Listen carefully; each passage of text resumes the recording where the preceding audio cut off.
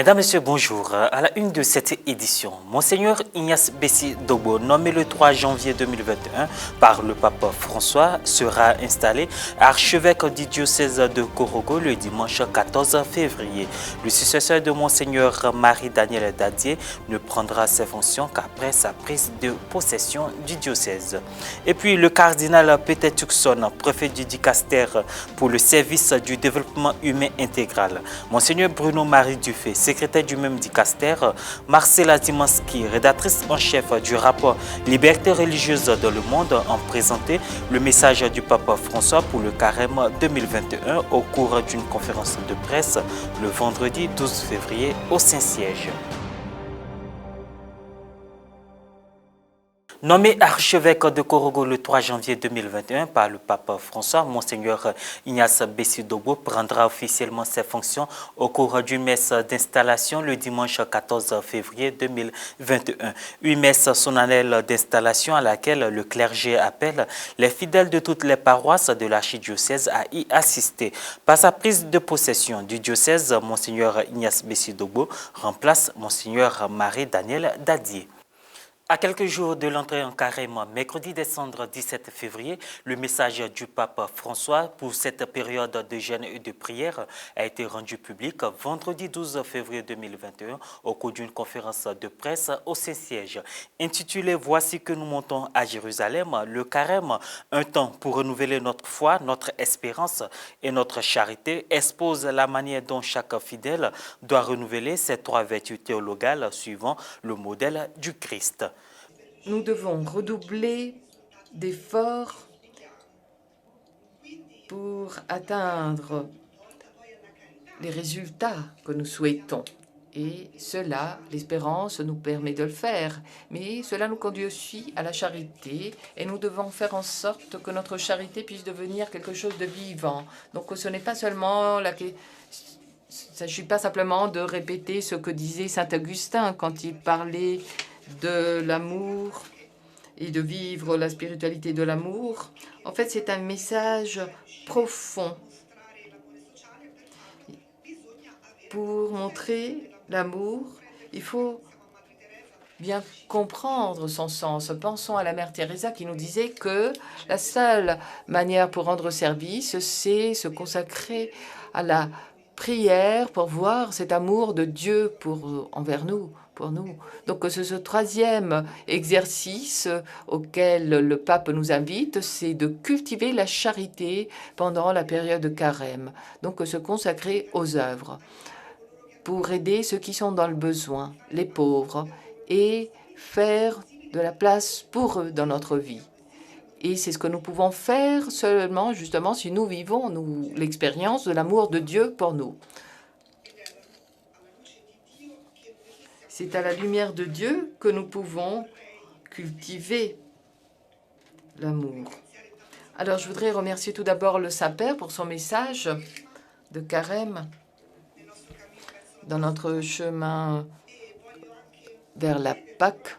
Et je voudrais vous demander de faire ces exercices, la charité, la prière, le jeûne, avec un sens de foi, d'espérance et de charité. Pour le père Bruno-Marie Dufay, sous-secrétaire du Dicaster pour le service du développement humain intégral, le message du pape François est un appel à une nouvelle confiance en Dieu et en l'avenir, malgré l'inquiétude, le doute et parfois même le désespoir. Pour ce temps du carême, rappelle à tous les chrétiens que cette période particulière de l'année est un temps privilégié, un temps fort de ressourcement, de renouvellement, de conversion, centré sur la mémoire de Jésus, la mémoire de la passion, de la mort et de la résurrection du Christ, dans lesquels nous sommes, dans notre foi, plongés. J'oserais dire, dans lesquels nous sommes baptisés. Et j'emploie à dessein ce terme, car nous sommes invités pendant ces 40 jours, ce temps de chemin, de cheminement intérieur et de cheminement partagé, à suivre le chemin du Christ pour être en capacité, le soir de Pâques, de renouveler dans notre liberté et dans l'inspiration même du Christ et de l'esprit de la résurrection pour renouveler les promesses de notre baptême et donc faire un pas de renouvellement, un pas vers un temps nouveau dans la foi, dans l'espérance et dans la charité. Les cloches de Saint-Benoît de Norcia en Italie sonnent après 4 ans de silence. Seule la façade de la basilique est encore debout. La reconstruction sera encore longue, mais la première étape est terminée. Les précisions de Roxane Hainaut. La ville de Norcia en Italie n'avait pas entendu le son des cloches depuis le tremblement de terre du 30 octobre à 2016. Nicolas Almano, maire de Norcia. Qui soit debout, pas un sur la commune qui puisse sonner. Entendre à nouveau le son des cloches de la tour civique nous a beaucoup émus. C'est un symbole important pour nous. Le séisme a rasé des immeubles, des maisons, mais aussi le symbole de Norcia, la basilique Saint-Benoît, du nom de celui que les catholiques considèrent comme le patron de l'Europe. Giuseppe Pepina, père là, adjoint de Norcia au tourisme. C'est Saint Benoît qui, grâce à ses compagnons et à l'ordre bénédictin, a réussi à protéger l'Europe de la désintégration au lendemain des invasions barbares. Il a participé à la construction de l'unité des peuples d'Europe. Les séquelles du séisme de 2016 sont toujours visibles. Certains ici vivent encore dans des logements temporaires et la crise du Covid-19 n'a rien arrangé. 4 ans et demi après le tremblement de terre, la reconstruction de la basilique est dans tous les esprits. La construction de la basilique a commencé au XIIe siècle et elle a duré 600 ans. La première étape de mise en sécurité est aujourd'hui terminée. C'est maintenant l'étape de la reconstruction de cette église qui va retrouver sa gloire et sa place de symbole de l'Europe unie. Paolo Iannelli, commissaire au séisme de 2016. La reconstruction de la basilique a déjà commencé il y a pratiquement 3 ans. C'est une restauration. On récupère tout ce qui a pu être sauvé de la catastrophe et c'est sur cette base qu'on peut reconstruire la nouvelle basilique. Personne à Norcia ne doute de la reconstruction de la basilique et du message de son illustre fondateur, Saint Benoît, le patron de l'Europe.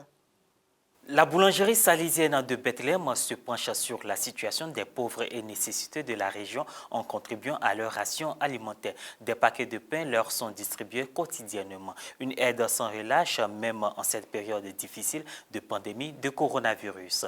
Un développement de Morel Poti. Les ingrédients du pain salésien de Bethléem ne sont pas seulement la farine, l'eau et la levure, mais des quantités infinies de miséricorde et de générosité sont également ajoutées à la pâte, de sorte que la boulangerie salésienne de la ville est devenue un point de référence pour aider les pauvres et les nécessiteux. Le père Lorenzo Sagietto, salésien de Bethléem, a également souligné que depuis le début de la pandémie jusqu'à aujourd'hui, la boulangerie a non seulement donné du pain aux familles les plus pauvres, mais aussi aux institutions qui ont besoin d'aide pour continuer à servir la population. Parmi ces institutions figure l'association Ensemble pour la vie de Bethléem, qui travaille pour aider les personnes handicapées et qui, en raison de la pandémie, ne dispose d'aucune rentrée d'argent, ni par l'artisanat, ni par des dons. L'association de Bethléem, Beth Al-Rara, Maison de l'espoir pour les aveugles et les personnes ayant des besoins particuliers, a elle aussi été touchée par les conséquences du coronavirus. Leurs ressources dépendent également de l'aide extérieure et des touristes. Le directeur de l'association, Salim Zeldan, a remercié les Salésiens pour leur aide et pour la qualité du pain. Bethléem signifie « maison du pain ».